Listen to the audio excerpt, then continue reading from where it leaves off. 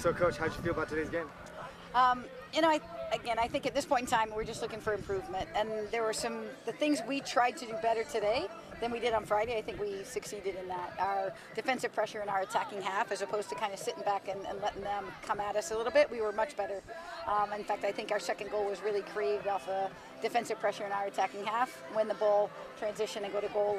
And that's really what we didn't do on Friday night. That sort of kept us on our heels. Certainly a defensive shutout today against a good Louisville team. We've got to take that as a positive in terms of where we are defensively.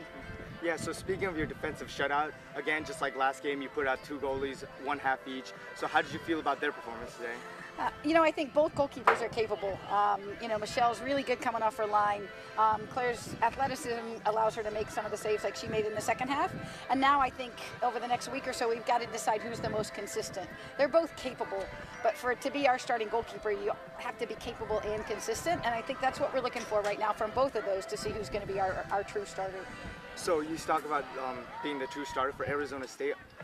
Through this week, are you going to be working on trying to pick who it is, or are you going to still keep it a battle? I think it's going to be a battle throughout the week. I think we'll, over the next week or two, really try to determine a starting goalkeeper, because we want some consistency in that back line. They've got to learn to work together and communicate. But we'll leave that battle open as long as we need to determine who's the most consistent goalkeeper. All right, so switching over to kind of the offensive side, what do you think was able to get you guys more in the groove, more on, the opponent's box? Well, I think, we converted off a restart just like we did on Friday night. But I think really what allowed us to be better offensively is we were able to get the ball higher up the field as opposed to having to try to get from the top of our box into their goal mouth. Because our defense was better, our offense got to start higher up the field, and that meant we were closer to the goal, able to create more opportunities, able to create a turnover that allowed us to get Janelle in behind, play balls in there. We could be better in possession in transition. So when we win the ball, we could so much better in connecting that first pass, because as you saw, when we did, we created a goal scoring opportunity. And so that's a place where we can still get better. But our defense gave us better offense today. And Janet touched on about this with Janelle, but talk about how she's kind of been able to teach Cara about the transition from high school to college. It's never an easy transition, but how's Janelle been able to help Cara with that? Well, I think it's been a huge thing, and I think the more those two play together, that dynamic duo is going to be even more dangerous. But, Cara's ability to threaten and do has really allowed Janelle to play a little bit off their line and has freed her up. And I think that constant communication, the confidence that someone, playing in front of someone like Janelle, when she can say, go here, do this, do that, but now Cara's already starting to make decisions on her own, and that twosome's starting to work pretty well together. But I think Janelle's experience certainly makes it a little bit easier for Cara to step on the field and be confident, because she knows she's playing next to someone who'll kind of keep her abreast of what's going on.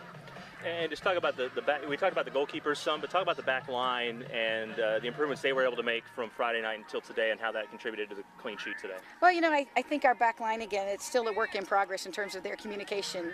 But I think you saw, Abby not getting exposed quite as often. Still happened a couple of times today, but not near as often as it happened on Friday.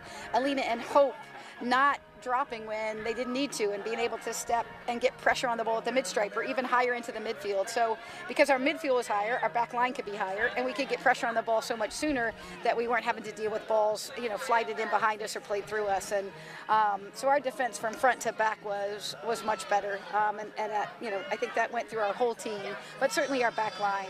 I think, again, as Hope and Alina play together more and more, you've got Hope's composure and Alina's competitiveness. You've got Abby's athleticism and Amy's fierce defensive mentality. That's a great combination of attributes to have in a back line. And just talk about the recovery process here after such a weekend of hot, humid soccer. Yeah, it's a big thing.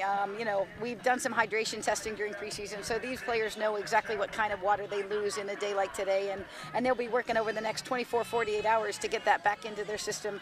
At this point in the season, nutrition and recovery and hydration and everything that we do from cold tubs are just an important part of the process, and these players are still learning what's the process that works best for them, timing of things, what foods they need, et cetera, et cetera. So again, they're getting better with everything that we do, and this is a time for them to, again, test their recovery process, fine-tune it, make it better, so that when we get late in the season and we've got to have that quick recovery, our players are good at it. We're probably not good at it right now, but we're going to try to get better at it today. And you know, I'm not upset that it was hot today, because we got to go to College of Charleston, and so this is going to help us, because it's going to help us learn what recovery processes we need to go through to be ready to play again next weekend.